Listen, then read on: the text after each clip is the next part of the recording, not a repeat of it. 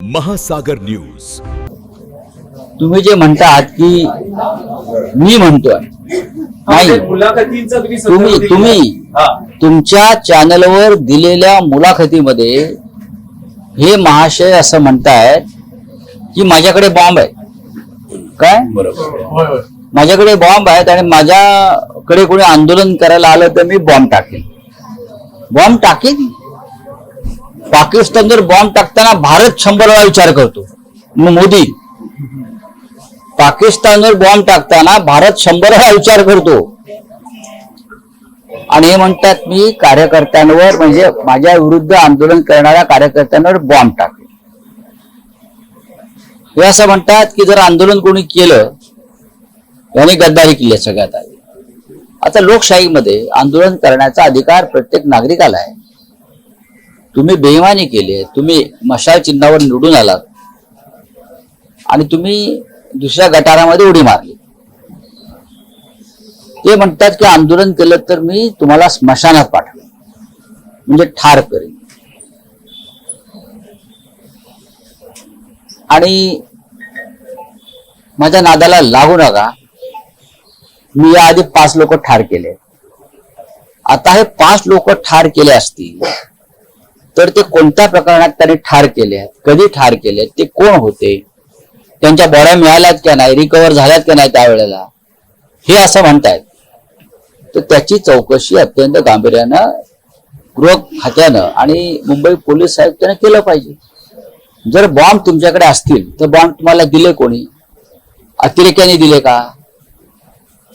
जर अतिरेक्यांकडून तुमच्याकडे बॉम्ब आले असतील तर दहशतवाद विरोधी पथकाकडे ही केस दिली पाहिजे.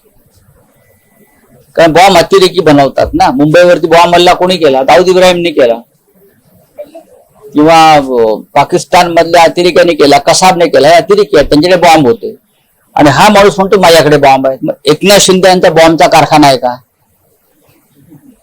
त्यांचा ड्रगचा कारखाना असल्याची मध्यंतरी बोंब होती. ते ड्रगचा कारखाना साताऱ्यामध्ये पकडला आणि तोच पैसा राजकारणामध्ये होतो. बॉम्बचा कारखाना त्यांनी बनवून हे जे गद्दार खासदार आहेत त्यांना बॉम्ब दिलेत का घरात ठेवायला?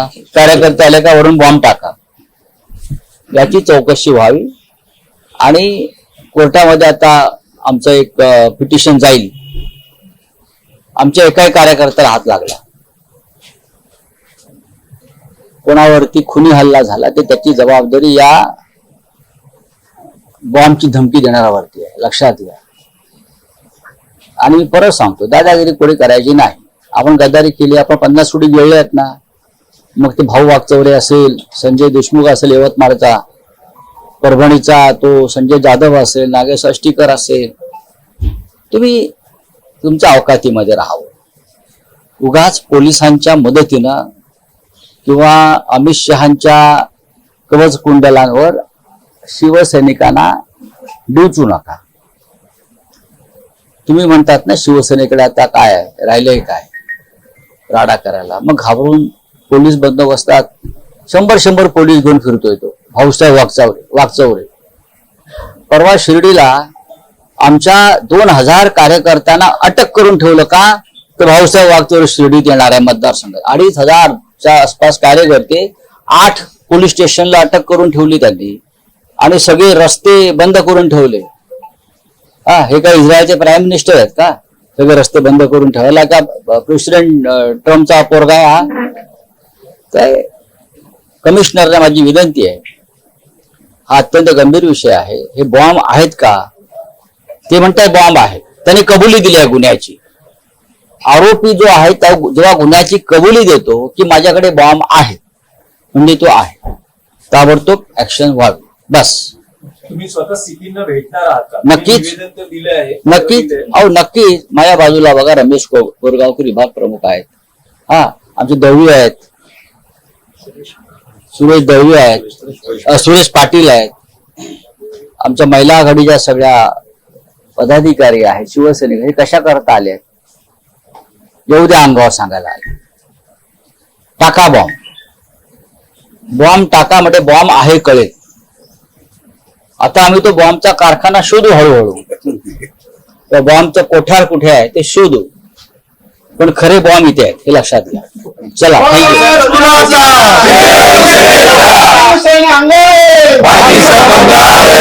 राऊत साहेब, काल महाविकास आघाडीची बैठक पार पडली ज्याच्यामध्ये 60 पैकी फक्त 37 आमदार उपस्थित राहिले. उद्धव ठाकरेंनी चिंता व्यक्त केलेली आहे नाही, की मी होतो त्याच्यामध्ये. लक्षात घ्या, आता कालच्या बैठकीला सुनील राऊत नव्हते, बरोबर ना? का नव्हते? त्यांच्या भागामध्ये एक भिंत कोसळली, पावसामुळे एक मोठी भिंत कोसळल्यामुळे काही लोक तिथे जखमी झाले, अडकले. त्यांनी मतदारसंघातच राहिला पाहिजे. रोहित पवार नव्हते, रोहित पवार एका आंदोलनामध्ये अडकलेले. जयंतराव पाटील सुद्धा अशाच एका असे काही अनेकांनी आपली ती भूमिका कळवली. पण बहुसंख्य आमदार तिथे उपस्थित होते, विधान परिषदेचे होते, विधानसभेचे होते आणि महाविकास आघाडीचे सर्व नेते उपस्थित होते ना. राऊत साहेब, त्यांनी महाविकास आघाडीतल्या 3 पक्षांबद्दल म्हटलेलं आहे की आपण खरंच एकत्र आहोत का, असं कोणी म्हणाले? उद्धव ठाकरेंचं विधान आहे बैठकीत असं कळतंय. कारण नाही, तुम्हाला कळतंय ते कळतंय, पण ते बोललेत का? माध्यमांना आतमध्ये परवानगी नव्हती. मग तुम्ही कसं काय सांगता ते असं बोलले? उद्धवजींनी असं, तुमचे सोर्सेस काय आहेत हे मलाही माहिती आहे. मी तुमचा सगळ्यात मोठा सोर्स आहे हे तुम्हाला माहिती आहे.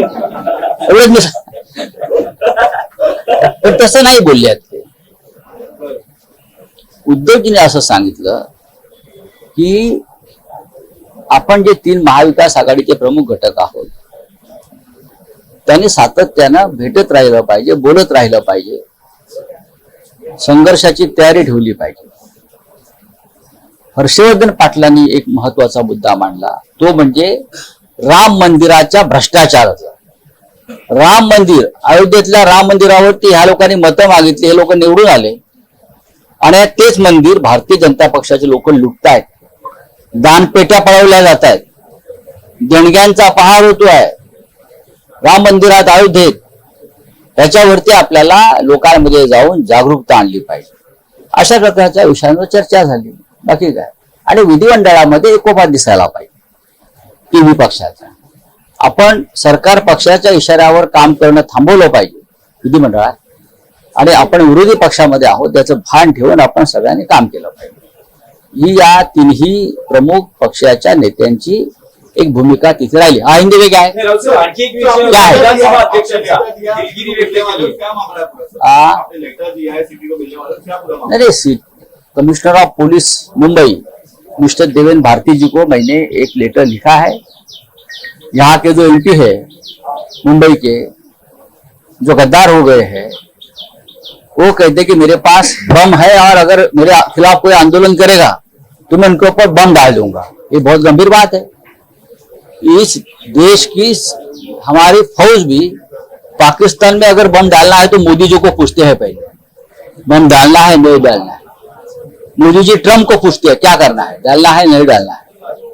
और ये तो सीधा बोलता है कि हम बम डालेंगे, हम तुमको मार देंगे, आपकी हत्या करेंगे, हमारे पास इतने हथियार है, मैंने इतने लोगों को पहले मारा है, तो उनकी जांच होनी चाहिए. अगर आपके पास बम है तो बम आए कहां से? क्या एकनाथ शिंदे जो है उसने बम की फैक्ट्री बनाई है? और सब जो गद्दार है जिनके खिलाफ जनता में एक रोष है, उनको सबको अपने सिक्योरिटी के लिए बम दिए हैं, हैंड ग्रेनेड दिए है क्या? तो ये सबकी इंक्वायरी होनी चाहिए. अब मैंने लेटर लिखा है, मैं कोर्ट में जाऊंगा. सब हमारे शिवसैनिक अब आए हैं, वापस जाएंगे उधर आंदोलन करने के लिए. डालो बम, बम डालो ना, हम डरते हैं क्या? चलो.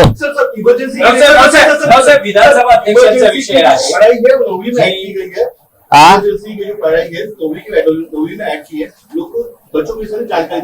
इमरजेंसी के बारे में पढ़ाई सिलेबस में डाला है क्या? हाँ, तो क्या हो गया? समझना चाहिए, जो इस प्रकार से बर्ताव करता है उनकी सत्ता चली जाती है. 12 साल से इस देश में इमरजेंसी है, 12 साल हो गए इस देश में इमरजेंसी है. इंदिरा गांधी ने किसी की पार्टी को नहीं तोड़ा, इंदिरा गांधी ने संविधान को खत्म नहीं किया.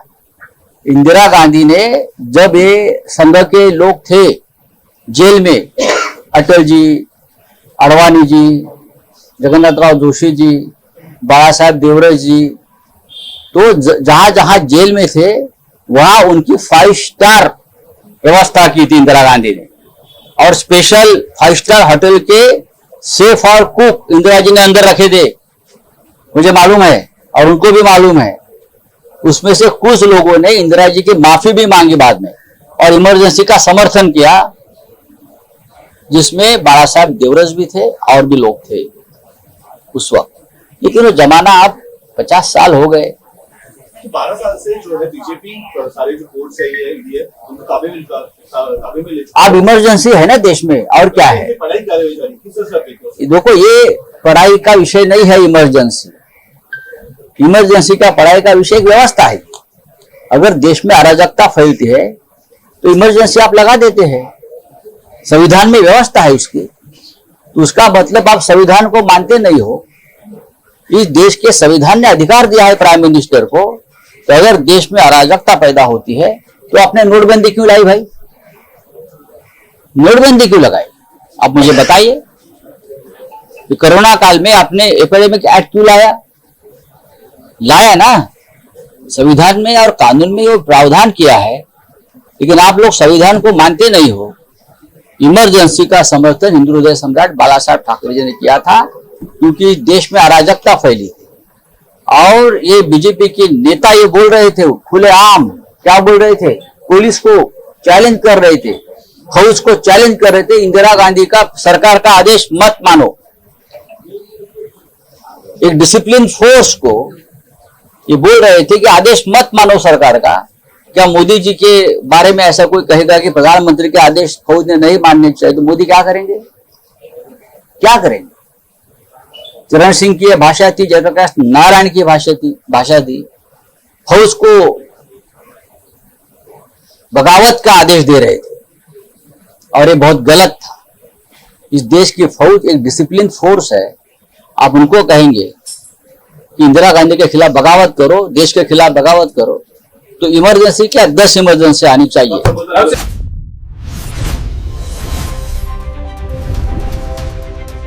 महासागर न्यूज